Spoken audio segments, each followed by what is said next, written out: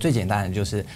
你会不会睡觉会不会打呼啊？那或者是他有很明显一些胃食道逆流的情况，那这些其实大部分都是这个患者晚上睡觉的时候可能会磨牙的迹象。很多人他也会上网去搜寻买止鼾牙套。那这个牙套到底有没有效呢？其实我们牙科有做了非常严谨的研究，网络上买到这种所谓客制化的牙套呢，它本身并没有太多治疗呼吸中止症的效果，甚至有些可能会恶化。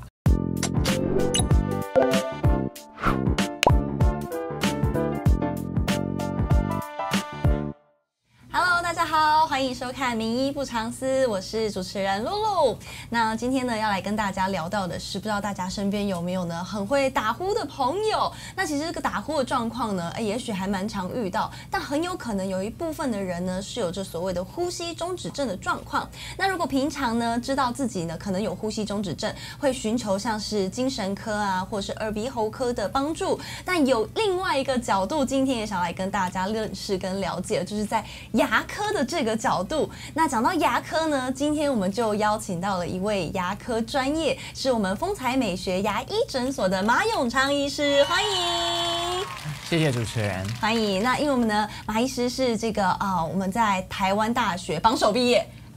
榜首毕业，然后呢，也有到我们的美国来进行这个非常专业的训练，对不对？其实呢，这个在看诊这一段时间，应该蛮多年了，对不对？在这个领域上，是我自己担任牙医师已经有差不多20年的时间了。那在我诊所这20年职业生涯中，其实我有注意到，睡眠呼吸的病患其实越来越多。那这类病患他们其实通常并没有很好的解决方案。那原因是因为一个是大部分的解决方案都是手术，或者是要戴这个呼吸器。那所以很多患者他们其实最后是并没有接受这一类的治疗的原因，就是因为可能手术太痛苦，然后呼吸器它戴不住。对。那所以大概几年之前，我们就开始一直在做这一方面的研究，就是说对于睡眠呼吸中止症，我们有什么样的解决方案？那其实对呼吸中止症来说，一直在国外常用的一个解决方案是牙套。这种牙套并不是大家熟悉的这种做牙齿矫正用的牙套，而它是一种叫做下颚前凸装置。那这类装置其实从2000年以后，在美国的睡眠医学会已经把它当作是一个第一线的治疗策略。那对这一类的患者来说呢，其实在侵入式的手术或者是呼吸器之前，反而美国睡眠医学会是比较建议先使用牙套的方式来做睡眠呼吸中止症的治疗。对，不过因为其实呢，因为医生是牙科专业嘛，但我们刚刚有谈到说，这个大家在呼吸中止症这个状况的时候啊，可能首先，尤其是像我这种就是Google 第一步就是 Google 我们 Google 的时候呢，都会去看说，呼吸中止症治疗可以看哪些科别？那刚刚有讲到说，我们可能看精神科啊，或者是我们会看一些耳鼻喉科啊。那今天就是讲到说，原来牙科也是相关的。不过其实呢，因为大家去看牙科的时候，医生是有办法去做出判断说，该病患可能有呼吸中止症的状况，对不对？好的，其实大概会分成2种。那第一种就是患者他自己并不知道还有睡眠呼吸中止症，对，所以这个通常比较依赖像牙医师他要有一点警觉性，他能够去问一些比较有识别性的问题，包括最简单的就是，你会不会睡觉会不会打呼啊？然后第二个就是观察他的牙齿，就比如说他的牙齿都磨损得很严重，珐琅质都不见了，那或者是他有很明显一些胃食道逆流的情况，我想这些牙医师都非常容易可以辨认出来。那这些其实大部分都是这个患者晚上睡觉的时候可能会磨牙的迹象。那磨牙它是一个睡眠呼吸的问题。在美国睡眠医师学会呢，夜间磨牙它并不是一个牙科问题，它是一种睡眠问题。那虽然我们目前对它的这个作用机制还不是很了解，但是我们发现至少有一半有睡眠呼吸中止症的人，他在晚上睡觉的时候呢，是会很用力的咬牙或者是磨牙的。那这个感觉很像是这个患者呢，因为他吸不到空气，他是在拼死的挣扎，在很用力的咬他的牙齿，像是溺水的感觉，对不对？对，很像就是你快要溺水快要淹死的时候，没办法呼吸，所以你就很用力的咬你的牙齿。那这个过程呢，伴随着就是磨牙的动作，就是磨牙，它其实就是我们下巴就会往前往后动来动去。它就用挤压的方式让空气可以流通。对，就是我们的呼吸道呢，其实在我们下巴在移动的时候，它会打开。所以这个患者他在睡眠中，他就可以间歇性的得到这个一些空气，这样，所以他就不会没办法完全。吸不到空气的情况，对，所以我们觉得这很像是一种就是求生的机制这样子。是，讲到这样的话，那好像现场可以挂一颗医生为磨牙，磨牙的非常严重，因为包含呢，我过去呢就是可能在这个因为我有戴牙套，然后后来呢，这个医生有给我就是类似那种维持的那个牙套，我发现我的那个牙套磨损的超级严重，其实这也是一个警讯，对不对？那当然，如果大家呢在自己观察，或者是你枕边人跟你分享，你有磨牙的状况，其实这是第一个，我们可以呢在牙科这边来找到可能跟呼吸中止症相关的一个警讯。那通常医生这边的这个治疗方案会是什么？如果是牙科的话，我们大概作为第一线的治疗的方案，就是一种我刚刚提到，它叫做下颚前凸装置。那这种装置呢，它不是一般的，就是你做牙齿矫正的那种透明的，很像维持器的那种装置，不一样。它其实是一个让我们下颚能够往前移动的装置。因为刚刚提过，我们磨牙的时候，我们的下巴会往前往后的移动。那在往前的过程中，我们的呼吸道就会打开，它就不会塞住。那这个装置的作用原理很简单，它就是让你的下颚往前，然后让你晚上睡觉的时候呼吸道是畅通的。那这个装置呢，它有很多的设计。那包括各位可能上网也可以搜寻到所谓的止鼾牙套，就是说它是网络上其实买得到的东西。对，网络上也有很多，因为有这个问题的人实在太多了，所以很多人他也会上网去搜寻买止鼾牙套。那这个牙套到底有没有效呢？其实我们牙科有做了非常严谨的研究，我们发现其实大部分的这样子软矽胶或者是网络上买到这种所谓客制化的牙套呢，它本身并没有太多治疗呼吸中止症的效果，甚至有些可能会恶化。原因就是因为它并没有有效的把你的下颚的呼吸道空间把它打开。那因为每个人的齿颚跟他的口腔的形状都很不一样，对，所以我们发现真正有效的这样子的止鼾牙套，它必须是一个客制化的。客制化就是说，你必须要在牙医诊所我们做齿模扫描，去帮你定制一个专门属于你的牙套 ，Just for you。对，而且这个牙套呢，它是可以调整的，就是说我们会依据每一个人的不同的呼吸道状况去做调整。那这样子的牙套呢，它对于轻度或者是中度的睡眠呼吸中止症患者，大部分的效果都是蛮不错的。对，因为其实医生有分享到说，可能我们在使用这个止鼾牙套，因为它是一个分开的装置，对不对？它要符合你的上面的牙齿跟下面的牙齿。即使是客制化的牙套呢，那全世界的也有非常多不同的设计啊。你如果上网去看，你会发现哇，满坑满谷很多种的设计。对，那这些设计呢，其实我们都有做过研究了。那大部分的问题可能会有2个，第一个就是说它的本身的材料。那大部分的这一类止鼾牙套，即使是客制化的材料呢，它大部分是用的是我们牙科的树脂。那牙科树脂它有一个缺点，就是它比较脆。它比较脆的情况下，它通常没有办法抵抗夜间磨牙的这么大的力量，所以这一类的牙套大概寿命都没有办法超过1年，对，它很快就坏掉了。那这一类起码它还是有效的。那另外有一种设计呢，它是把上下颚是连在一起的。那上下颚连在一起的时候，你在睡觉的时候，感觉上是把你下颚定在前面，它没有办法动。那没有办法动的情况下，它没有办法调整的情况下，你早上起来的时候，颞颌关节这个地方就会非常的酸，就会甚至可能如果你本身颞颌关节就已经有问题的人，它就会开始痛了。那这个就会造成你也没有办法长期佩戴这样子的牙套，对，效果不彰了。对，所以目前研究上发现，其实你一般的患者最能够长期佩戴的牙套呢，它的设计一定是上下是分开的，它是上下各一个这样子的牙套。这样子的牙套，它让你的下颚有一定的自由度，它可以移动，所以你不会有那么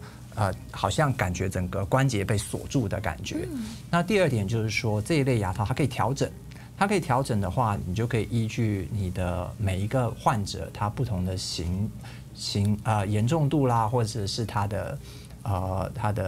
这个需要的强度来调整这个牙套它的效果，这样子。没错。那这个止鼾牙套呢，其实就是在治疗呼吸中止症呢，以牙科角度来说是相对蛮有效的一个方案。但其实呢，如果是偏重度一点，是不是也会搭配一些呼吸器的使用？对，我们这边要说明一下，这一类就是下颚前凸装置的牙套呢，对于重度的患者，因为他可能有其他的问题，或者是他的问题太严重了，这一类牙套效果是不好的。那很多人就会问我说，那马医师，那这样我这辈子就只能戴呼吸器了吗？对，那很多人就觉得这样他没有办法接受。对，那所以我们大部分会采取一个就是阶段性的一个策略因为睡眠呼吸中止症它是一种全身性的发炎疾病，那所以它就跟糖尿病跟肥胖引起的很多慢性代谢的问题是一样的。那如果当你的发炎减缓之后，实际上你是有机会继续佩戴这一类的止鼾的牙套的。那所以我们的做法就会建议上就是让患者严重的人呢，他先佩戴这个阳牙呼吸器一段时间，3个月到半年。这中间期间呢，我们想办法减缓他的身体发炎的情况包括减重，包括运动，或者是包括口腔肌肉的训练，这些东西这样子做一段时间之后，当他的整个身体的发炎情况减缓了之后呢，他来佩戴止鼾牙套的时候就会很有效了。那目前我们现在用这样子的做法呢，已经让很多的患者呢，他已经摆脱掉这个呼吸器终身依赖呼吸器这样子的困境。那而且呢，甚至这就跟你需要运动一样我们平常讲的运动都是身体的运动，可是我们的口腔啦，或者是我们的这个咽喉这个地方的肌肉，它也是一样是需要运动的。当你有在运动这些肌肉的时候呢，它们这些肌肉是比较有活力的，那它比较能够防止我们的呼吸道崩塌，因为我们的整个呼吸道其实就是一个肌肉组成的一个软管。那如果你的肌肉就是没有力的，那它自然这个呼吸道很容易在你睡觉的时候就崩塌了。对，所以就跟运动一样。那除此之外呢，最重要的就是我们的生活习惯，作息就是你的作息你有没有一个良好的睡眠习惯，你有没有健康的生活形态，这些通通都会影响到你身体的发炎，那也连带会影响到我们的这个呼吸道的黏膜它是不是健康的，那这些也通通都会影响到你的睡眠呼吸中止症的严重度。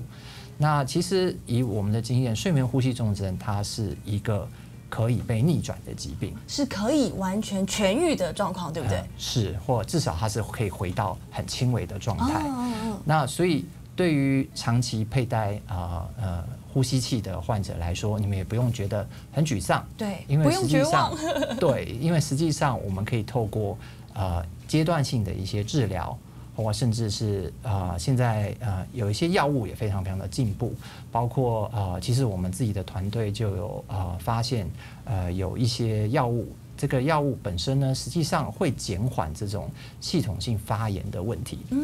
那这个部分我们也目前正在美国的 FDA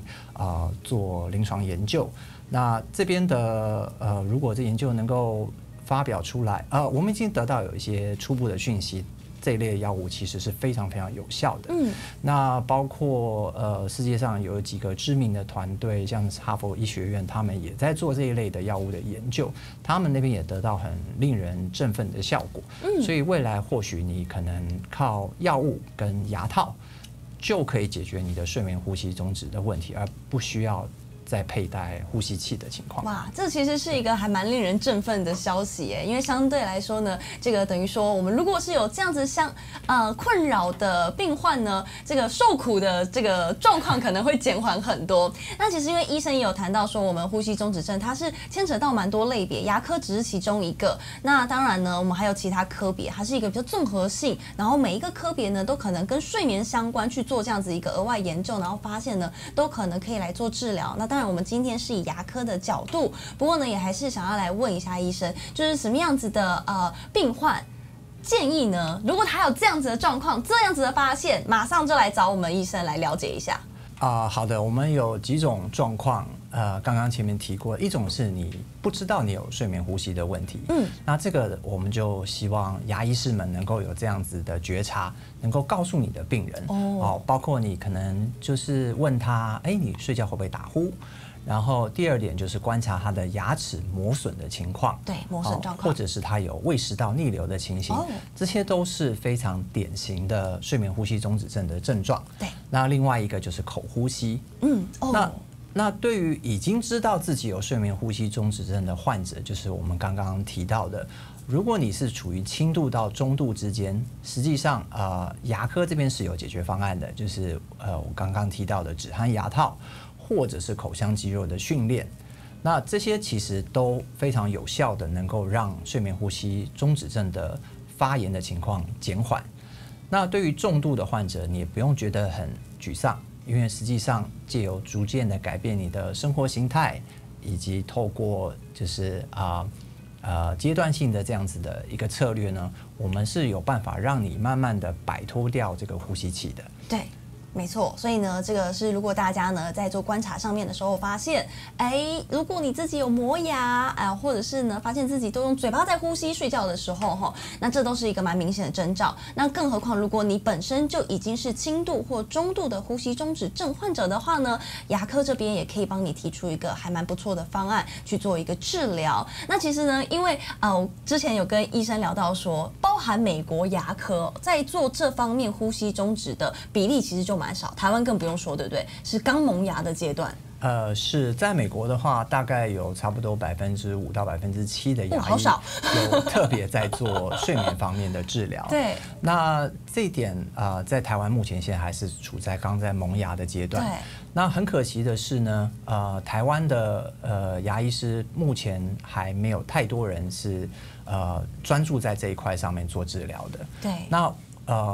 但很不幸的是，因为我们亚洲人的睡眠呼吸中止症远比白人要严重，这是因为我们解剖构造的关系。那曾经也有学者研究过，他们发现亚裔人种跟白人的睡眠呼吸中止症其实是一个完全不一样的疾病，我们比他们的疾病要严重得多。举例来说好了，很多女生是不会打呼的，那不会打呼，可是她的呼吸中止症非常非常的严重。那女生的睡眠呼吸中止症呢，它的表现